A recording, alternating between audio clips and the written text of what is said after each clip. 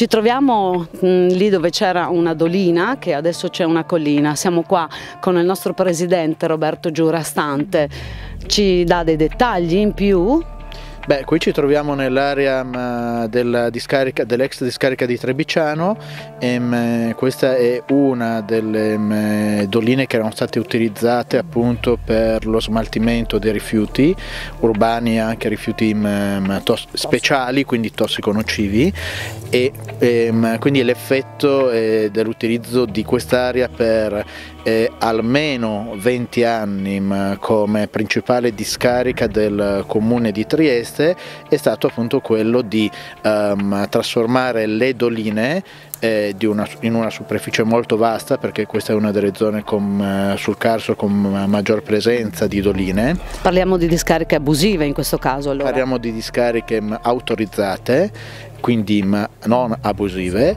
È stato l'effetto quello di realizzare poi delle colline di rifiuti come quella in cui ci troviamo adesso, quindi spessori di 20 metri almeno di rifiuti, 20-30 metri di rifiuti in questo ambiente purtroppo che è stato devastato e che ambientalmente è molto difficile ora da recuperare.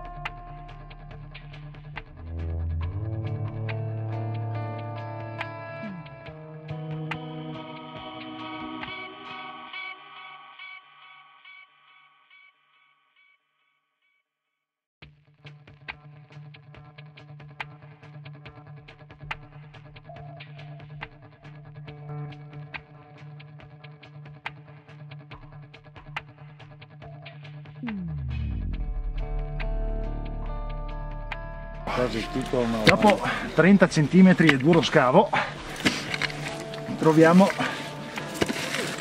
le prime tracce della discarica, lattine, nylon, qualche radice, perché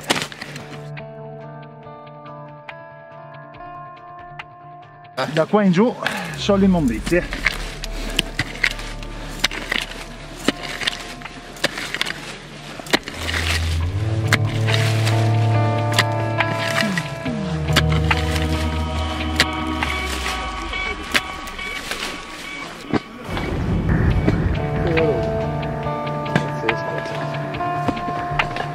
Qua vengono a scavare i cinghiali, gli animali, le piante crescono, assorbendo questi nutrimenti.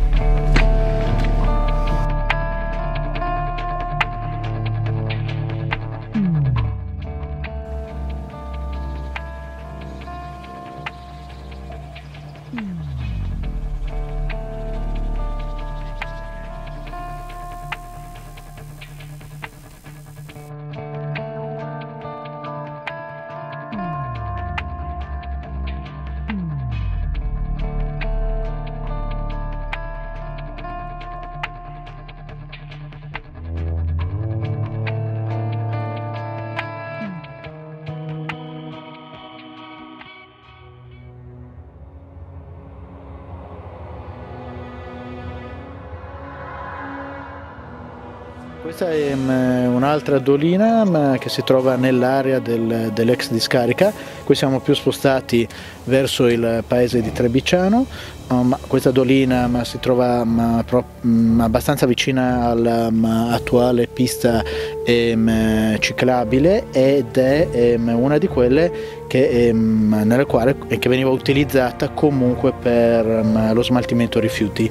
Qui sul fondo troviamo questi affioramenti, vediamo questa pozza con affioramenti di sostanze oleose, quindi prevalentemente idrocarburi. Vediamo anche ha un livello variabile a seconda anche delle precipitazioni, ma dobbiamo considerare che appunto in questa dolina e su questo versante della dolina troviamo seppellite comunque batterie esauste che sono state scaricate nel corso degli anni.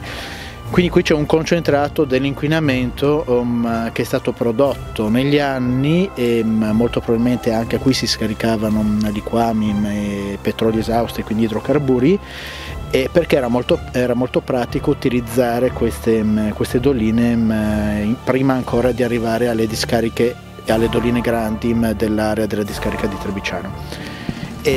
La vastità del fenomeno dell'inquinamento presente solamente nell'area di Trebicciano deve far riflettere, appunto, qui ci si è trovati sottoposti, e in particolare il paese di Trebicciano, ad un'aggressione che è continuata per almeno 15 anni. Questa per 15 anni era la principale area di discarica di tutta la provincia di Trieste, e qui sono arrivati rifiuti di ogni tipo, e anche quelli speciali non solo da Trieste ma da tutte le parti d'Italia.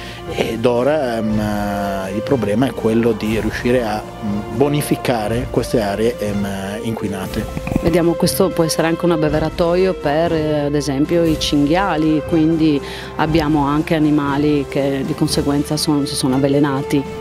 Sì, è un altro aspetto dell'inquinamento. Praticamente i veleni che sono stati scaricati qui producono e produrranno i loro effetti fino a quando non si sarà bonificato questo ambiente. Ma la bonifica non è mai stata bozzata, non è mai stato pensato nemmeno di intervenire per verificare i livelli reali dell'inquinamento presenti nell'area della discarica di Trebicciano, e quindi tutto quello che noi adesso vediamo è semplicemente la conseguenza di questo avvelenamento continuato, con effetti sulla natura, con effetti sugli esseri umani, e tutto questo purtroppo a seguito di questa aggressione che Trieste e il suo territorio hanno subito in questi 60 anni di mala amministrazione italiana, diremmo amministrazione mafiosa.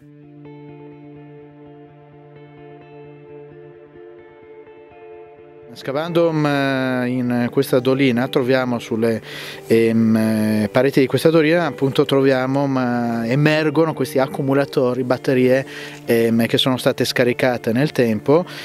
Si vede anche che il terreno è purtroppo contaminato, si spiegano anche i fenomeni di queste risalite di oli appunto nel fondo della dolina. Probabilmente il terreno è già impregnato per gli idrocarburi che sono stati scaricati negli anni, e appunto il quadro è quello di questo inquinamento diffuso, incontrollato, a cui appunto veniva scaricata ogni cosa, ma al di fuori di ogni possibile controllo.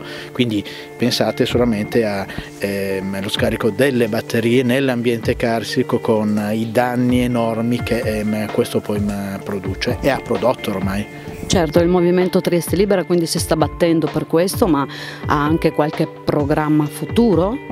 Beh, certamente nel 2014 noi dedicheremo il 2014 molto intensamente alla difesa del nostro territorio e quindi al suo ambiente, e vogliamo riprendere il controllo del nostro territorio per sottrarlo all'utilizzo delle mafie dello Stato italiano che lo hanno ridotto così.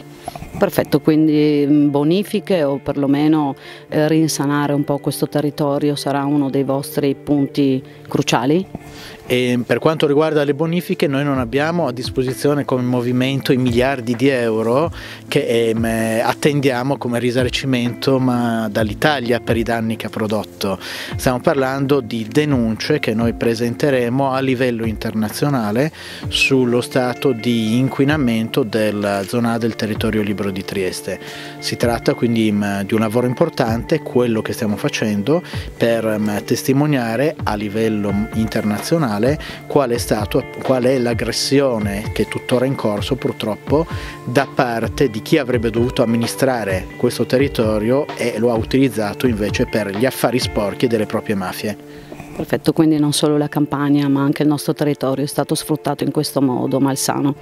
Sì, peggio, nel senso che noi ci prendiamo anche i rifiuti della Campania, quindi siamo proprio all'ultimo livello della catena delle ecomafie, intesa naturalmente come l'ultimo livello negativo, quindi non siamo considerati nemmeno un territorio degno di rispetto e veniamo utilizzati come comoda discarica di Stato da parte appunto dell'Italia. Questo ora deve finire deve finire naturalmente con l'intervento anche dal livello internazionale. Noi presenteremo le denunce, abbiamo intenzione di preparare un libro bianco quest'anno sull'inquinamento del territorio, quindi di Trieste, della zona A, del territorio libero, alle Nazioni Unite, chiedendo alle Nazioni Unite di intervenire a tutela del nostro territorio devastato, violentato appunto, ripeto, dallo Stato italiano occupante.